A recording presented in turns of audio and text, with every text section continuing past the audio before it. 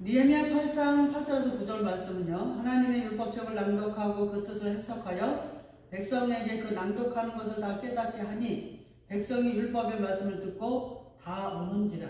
총독 느헤미야와 제사장 겸 학사 에스라와 백성을 가르치는 레위 사람들이 모든 백성에게 이르기를 오늘은 너희 하나님 여호와의 성일이니 슬퍼하지 말며 울지 말라 하고 그랬습니다. 에스라는 하나님 율법책을 낭독하고 그 뜻을 정확하게 해석하여 백성들에게 가르쳤습니다. 그랬더니 백성들이 율법의 말씀을 듣고 모두가 울었습니다. 이것이 지식의 은사입니다. 지혜의 은사는 구약의 예언적 말씀을 강단에서 선포하는 것입니다. 하나님의 뜻과 의도를 선포하여 백성들을 깨우치는 역할을 하는 것입니다. 그리고 지식의 은사는 성경을 가르쳐서 정확하게 하나님 말씀을 깨우치는 역할을 하는 것입니다. 그래서 목회자는 지혜의 은사와 지식의 은사를 모두 가지고 있어야 합니다. 말씀을 선포하는 은사와 학자처럼 성경을 잘 가르치는 은사가 있어야 합니다. 아모스 3장 7절에서 8절 말씀을 보면은요, 주 여호와께서는 자기의 비밀을 그 종 선지자들에게 보이지 아니하고는 결코 행하심이 없으시리라. 아멘. 그리고 계시록 1장 1절에는 예수 그리스도의 계시라 그랬습니다.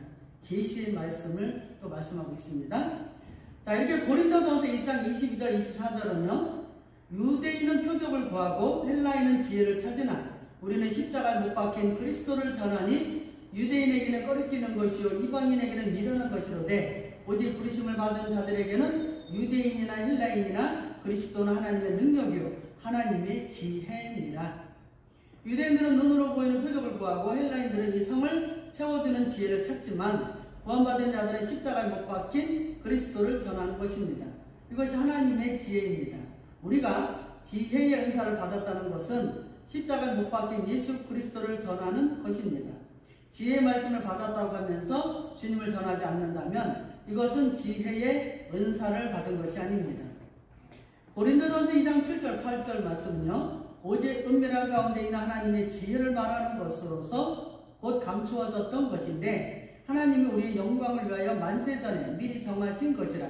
이 지혜는 이 세대의 통치자들이 한 사람도 알지 못하였나니 만일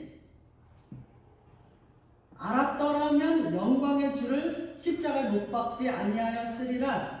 성경에서 말씀하시는 지혜는 복음을 말씀합니다. 복음은 감추어져 있습니다. 이것은 하나님께서는 지혜의 은사를 통해서 밝히 보여주시는 것입니다. 그래서 복음의 지혜는 이 세대의 통치자들이라 할지라도 한 사람도 알지 못했습니다. 만일 예수 그리스도의 지혜를 알았더라면 영광의 주님을 십자가에 못 박지 않았다는 것을 말씀하고 있습니다.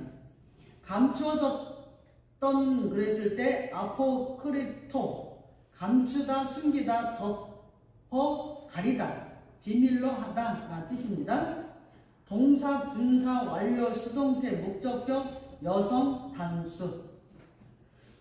하나님께서는 예수 그리스도의 진리의 지혜를 만세전에 감추어 놓았습니다.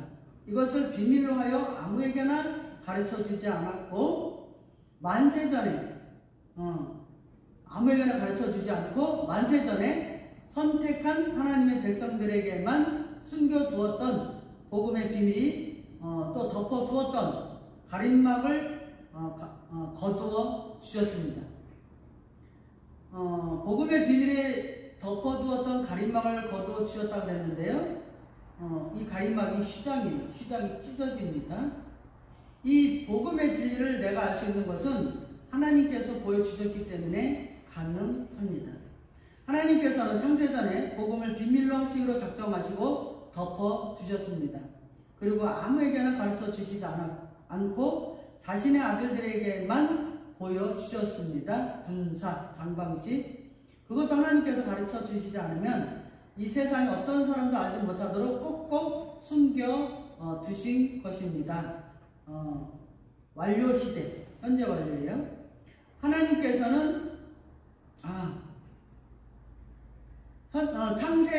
하나님께서는 창세전에 이미 십자가 예수 그리스도의 복음의 비밀을 비밀로 하셨기 때문에 이것은 감추어둔 하나님만 알 수가 있습니다.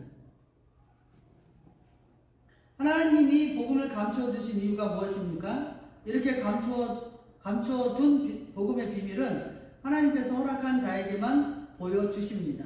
누구나 숨긴 것을 보지 못합니다. 세상에서 권세가 있다고 해서 보여주시는 것이 아닙니다. 수동태 보여주셔야만 볼 수 있다는 거죠. 내가 아무리 발버둥 쳐도 복음의 비밀을 알려고 해도 알 수 없습니다. 하나님께서 가르쳐 주실 때에 볼 수 있습니다. 수동태이기 때문에요. 현재 내가 그리스도를 깨달았다면 나는 지혜의 은사를 받은 것입니다.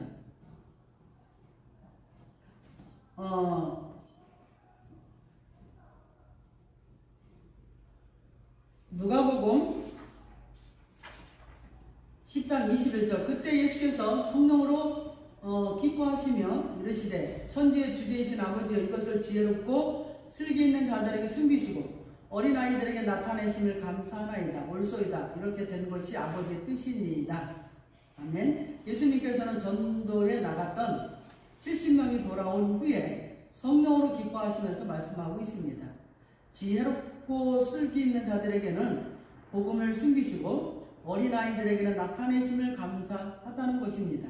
이것이 아버지의 뜻이라고 말씀하고 있습니다. 그렇다면 지혜롭고 슬기 있는 자들이 누구입니까?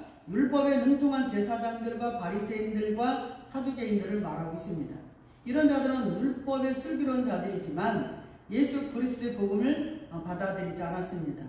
율법에 속해 있기 때문이죠. 그렇다면 아이들은 누구를 의미하고 있습니까? 율법에 속해 있지 않은 자들. 유대인들은 성인 남자 13세가 되면 옷단수를 달아야 합니다.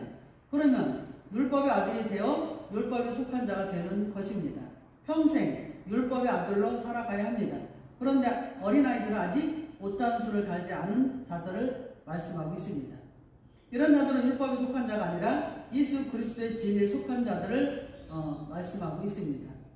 숨기시고 할 때 아포크리토 감추다 숨기다 덮어 가리다 비밀로 하다 동사 직설법 과거 능동태 단수 이인칭입니다. 하나님께서는 율법자들에게 진리 되시는 예수 그리스도를 숨기시고 비밀로 하고 절대 열어주시지 않았다는 것을 말씀하고 있습니다. 이런 사실이 실제로 있었습니다. 직설법. 그런데 지금도 율법주의자들에게는 절대 복음의 비밀을 가르쳐주지 않습니다. 또한 이들은 창세전에 이미 열어주시지 않겠다고 확정이 된 것입니다. 과거 시제를 사용하고 있습니다. 그래서 하나님께 선택받지 않은 자들은 복음의 비밀이 열려지지 않습니다. 능동태, 능동의 주체가 하나님이십니다. 나타내심을 아포칼립토, 폭로하다, 덮개를 벗기다, 나타내다, 드러내다. 동사 직설법 과거 능동태 단수 2인칭. 어린아이와 같은 자들에게 하나님께서 예수 그리스도의 십자가 복음의 비밀을 열어서 폭로하시는 것입니다. 완전히 덮었던 덮개를 벗기니 속에 있는 것들이 나타나서 드러나게 됩니다. 이것이 바로 복음입니다. 이렇게 십자가 복음을 어린아이와 같은 자들에게 보여주신 사실이 실제로 있습니다. 직설법. 그래서 선택받은 어린아이와 같은 나에게도 복음의 비밀을 보여주신 것입니다.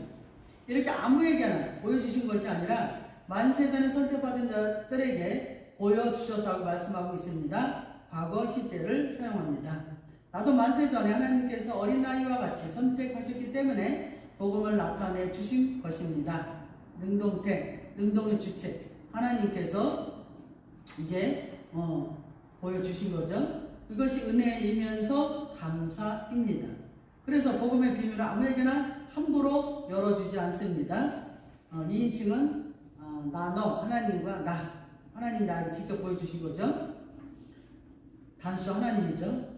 이제 우리는 예언자적인 지혜의 말씀을 강단에서 선포해야 합니다.